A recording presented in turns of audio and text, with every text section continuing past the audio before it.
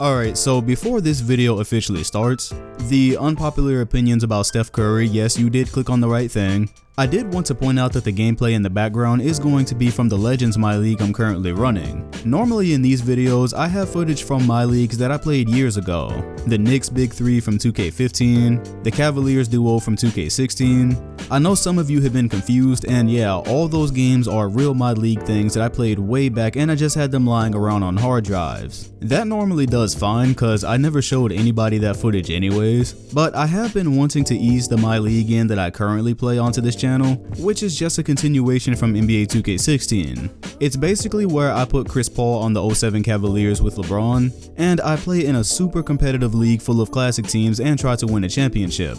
It's extremely challenging. I have not won a title in the last 2 years trying this yet, but it's always entertaining to see how legends end up performing in a league together. So for now, in some of my commentary videos like this one, I'll have the gameplay going in the background, and at the end of the videos for those who are interested, I'll discuss the game a bit, some of the things going on with the other teams around the league, and I'll probably leave time markers in the comment section and the description for people who want to go to different parts of the video. And to make it easy for everybody, because a lot of these gameplays will probably get put into different commentary styles, I'll create a playlist specifically for these games if you're that interested. I'm not doing a dedicated series because full My League series are just dead on YouTube, and I don't think it's going to get any traction for the amount of work that it would take to really make it a whole separate thing. However, if it does gain any traction, maybe I'll post them into real episodes and whatnot. But for now, we are done here. Alright, on to these Steph Curry unpopular opinions. This is actually a good one. I saw somebody on the thread saying that, oh, all of these are already popular opinions, and no, that was wrong. People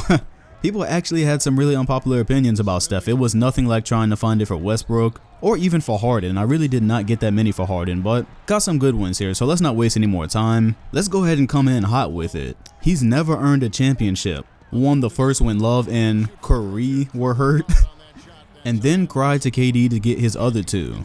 This actually alludes directly to, it's already starting. It alludes directly to a barbershop talk that I did probably back in November, December. It flew under the radar a bit, but basically I was saying that it seems like Steph Curry's storyline got put on hold once KD went there, because there was the whole thing in 2016 where there was massive failure in the playoffs, the biggest meltdown that we've all ever witnessed. And instead of continuing that storyline with redemption, with him leading the redemption and there actually being real adversity, KD joined and we all knew they were going to win the next how many ever championships. So for that reason I said, you know, people aren't questioning anything now because it's all like a fairy tale. He plays magical basketball, the Warriors play magical basketball, they win all the time, always expected to win.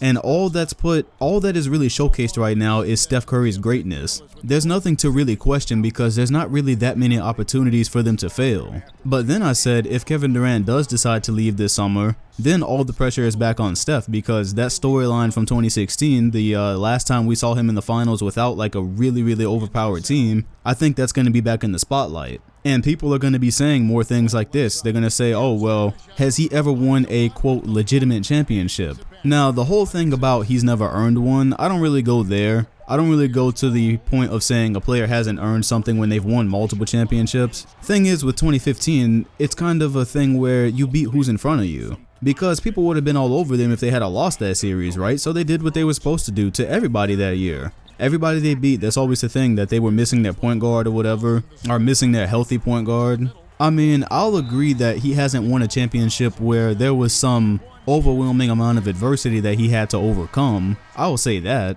Like in 2015, they should have never been down in that series. They should have never been trailing. But I'm not going to flat out say he's never earned a championship where this entire Warriors dynasty has kind of been built around his playstyle. Next up, we have that Jesus Shuttleworth was the best pure shooter, and had he spent his entire career bombing up threes, his record would be much more impressive. But Ray Allen was busy dunking all over people as a young blood. So this basically insinuates that Ray Allen is the better shooter, and yes, I would say that's probably unpopular, and it's just wrong. First things first, Steph doesn't really just bomb up threes, does he?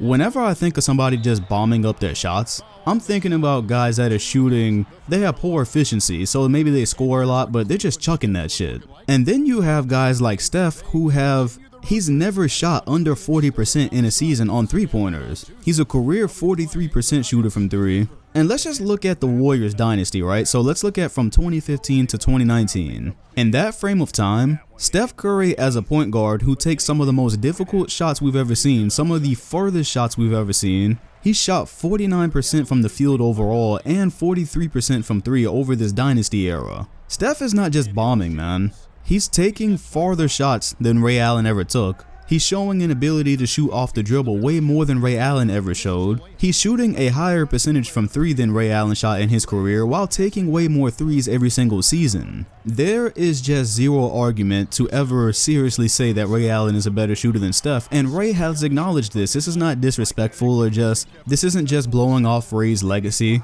This is something that is universally acknowledged. There's no data to support Ray Allen being a better shooter. There's no footage to support him being a better shooter. The argument that if you put Ray Allen in this era, oh, it would look different, you know, of course, he would probably take more threes. Ray Allen would probably even be more valued in this era. He would not be a better shooter than Steph Curry, though. There's just no way to support that argument. Next up, we have that he's not the best guard in the NBA. Harden is. Curry plays for a team of superstars. If Harden has what Curry has, it would show everyone Harden is better. Everyone likes Curry and hates Harden, but if you remove the bias, Harden is superior. He's not even just better than Steph, he's superior. That's a strong opinion. You know, I and a lot of other people, I'm assuming, are really going to be watching Harden under a microscope this playoff season, because I think the attention around Harden, it becomes stronger every year. He dominates these regular seasons. He's getting to that point where they're like, okay, when is he actually going to break through in the playoffs? So we're going to be watching hard because this thing that he does in the regular season, there is a heavy suspicion that it does not work in the playoffs, and it doesn't work in the times that it needs to. The insane amount of dribbling at the top of the key, or at the top of the three-point line, back and forth, suckering people into fouls, step backs like every single possession. There's sometimes where I watch the Rockets and the step backs aren't falling, and I'm like, man, it would be really nice right now if they tried something else, because the step back three ain't working. And so we're going to be watching Harden so close this playoff season, this postseason, because we really want to see if this can win a championship, if this specific play style can win a championship, or how far can it take you. Because the difference is with Steph, we've seen how far his playstyle can take a team. We've seen the fact that you can use him as a decoy off ball. We've seen what you can do with his gravity. You can base an entire offense around him, no matter who you have around him, right? You can have all these other superstars around him, or you can have a team like you had in 2015, and you can base a successful system around him that'll get you far. So if you're counting everything that Steph and Harden do, and let's say you have to start a team, I think a lot of people would pick Steph.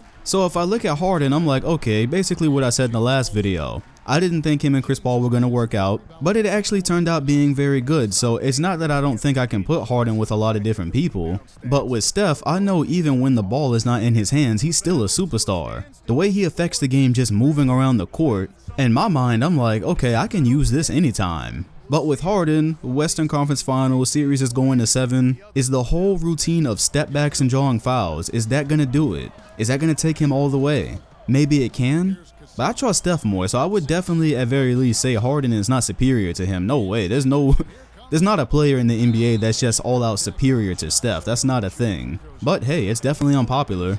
Klay Thompson is a better shooter than Steph. Don't at me. The so-called damage he's done influencing kids to jack half-court shots all day is nothing compared to Jordan influencing a generation of kids to fuck around on 8 rims all day. That's a good one. Speaking of that, he didn't change the game. It was already changing and fit his play style, and they got a coach that saw something special and started using his amazing shooting to their advantage. Yeah, but see, the thing is, the game was changing, but guys were not consistently thinking, I need to practice shots from the logo. Like, you see Damian Lillard, sometimes he's like if you have Steph Curry shooting from the logo, and you think about, wow, who else can do that next? I think of like Damian Lillard. He doesn't do it as consistently, but that's who pops into mind. And then now you have Trae Young, who was just drafted, and you see him trying to take Steph Curry-like shots. Yeah, the game was changing. People were already starting to take more threes. That was happening. But when you have a guy like Steph, come in and turn absolutely terrible shots into basically a whole offense. And then that team he's on become a dynasty. And now whole play styles are going extinct because everyone's thinking, wow, if this guy's going to play on my team, he has to be able to shoot. I just did this on my other channel. We were talking about Greg Monroe. Greg Monroe acknowledged that teams aren't really looking his way these days because of the Warriors winning championships. He's a big man and you're never going to fear him behind the three-point line, at least not right now, so he's kind of been job hunting a bit. It's like if you can't shoot threes, you better do something else damn good. You better rim protect. You better be an elite rebounder. You better have some other attribute because not being able to shoot now, that's actually a crippling thing. And you also have to remember, even right before the Warriors had won the championship that season, the model of, oh, a jump shooting team can't win championships, that still existed. That's so crazy to have experienced that in this last 5 years. So the Spurs win the championship, and then the Warriors that year in 2015, it looks like they're going to be in the finals, and people were actually questioning. They were saying this is a great team, but they're a jump shooting team that's not going to win a championship. That was something people used to say all the time. That was people's gripe with the Orlando Magic back in the day, back in 2009 with Rashard Lewis and Hedo and all those guys. They were great, but we all used to say, yeah, but they live and die by the jumper. That was a thing. It kind of sort of really changed with Steph and the Warriors. That's when it went from, yeah, guys are shooting more now, but you can't win championships just shooting jumpers, to, okay, yeah, this is now the blueprint. I don't think the three-point shot would be as prevalent if it weren't for Steph Curry right now. I think it would still be prevalent, but not as prevalent. I don't think you would have the Rockets have the type of offense they have where they're basically, for the last 2 years, they've been trying to outshoot the Warriors. I don't think that evolves unless you have a Steph Curry-led Warriors team. He's been the best player in the league since 2015. Ooh, yeah, that's unpopular. Nah, I would say Steph Curry. I honestly thought that he was the best player in the NBA in 2016. But like just flat out best player in the league, no, I don't think he's had that title that long. Like he doesn't have it now. I really think 2016 was like the year where I would say he was the best. And maybe this is going to be a two-parter. I might do another Steph Unpopular Opinion video, let me know. Because I do have some more, but I want to end it here, at least the opinions part. I had a lot that said Steph Curry was the second greatest point guard of all time already. But this one right here says he's 2 finals MVP away from being the GOAT PG. 2 finals MVPs away from passing Magic Johnson, who is basically the unanimous GOAT PG, right? Would y'all give him that? If he won 2 more finals MVPs, that would mean a total of 5 championships, 2 finals MVPs, 2 MVPs, one of which is unanimous, and everything he's done for the game. Greatest three-point shooter of all time, basically taking over the second half of this decade. What do you think? What will it take for him to pass Magic? I actually have a barbershop talk on that. That's something that I have written down. I have not posted it yet, but I have been thinking about what it would take for Steph to be put over Magic, because I don't think a lot of people have him much lower than probably 3rd or 2nd greatest right now. I don't think that part is unpopular. I think it would be unpopular to call him the GOAT PG right now. What'll it take for you? Maybe that's tomorrow's video. So to finish up, we go on to the game in the background. This was my first game of the season, and it really got out of hand around the 4th quarter. The Rockets with Hakeem Olajuwon in this game, they're fun to play with online, but they're just not great for my league. This is my 3rd year having them in my league, and they're only there because of Hakeem Olajuwon, but they're consistently one of the worst teams in the league. It's not even that they're bad offensively. You have Hakeem surrounded by a bunch of shooters, but at least when I play against them, it really just comes down to them not having great athletes. So you got Kenny Smith, Vernon Maxwell, Ori. They can all hit shots. They can all hit their open threes. But this is the first game of the season, and I go off for 48 points with LeBron because they just don't have anybody who can physically match him. That sounds true for a lot of teams, but it's really not. In this league, you have a lot of teams that can be physical. They have size down low. They're quick. Guys that I can't just put in the post.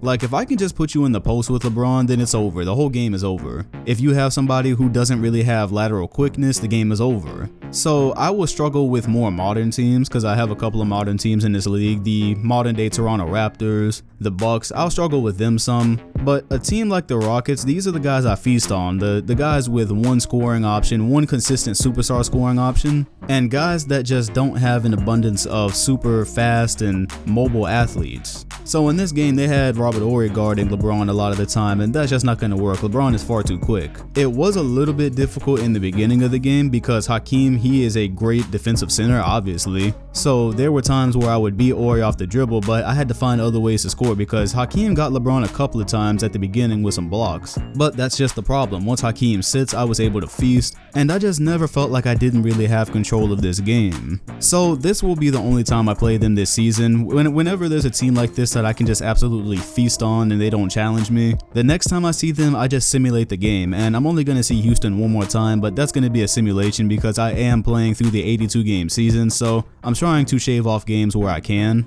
And yeah, this team is just lunch. You had Ilgauskas with 18 rebounds, Chris Paul had 27 points and 7 steals. First game of the season, we are coming out hot. LeBron James, 48 points, 6 rebounds, 7 assists. And this is on Hall of Fame, by the way. I don't know if I go into the options and show that in this footage, but I always want the biggest challenge. That's why I play these my leagues. That's why I'm playing the computer and not online. I just find legend teams on Hall of Fame to be a lot of fun most of the time, but the Rockets ain't it. So that was just a little warm-up run. I have not attempted this my league since 2017, so I just wanted to make sure I still had it, and it looks like I do. Putting Chris Paul on this Cleveland team, it's really like having a big three because Ilgauskas is really, he's a lot better than he should be, which you'll come to learn in future videos. So being that this is the first game of the season, I'm not really going to show standings or anything today. I'm going to wait till I get a little bit later on with that. And yeah, let me know what you think about more my league content on here because it's a really competitive league and a really fun season every time I do it. So hit the like button, comment, and sub if you enjoyed, and hit the bell next to my name if you want notifications on future videos. Thanks for watching, and I'll see you all in the next one.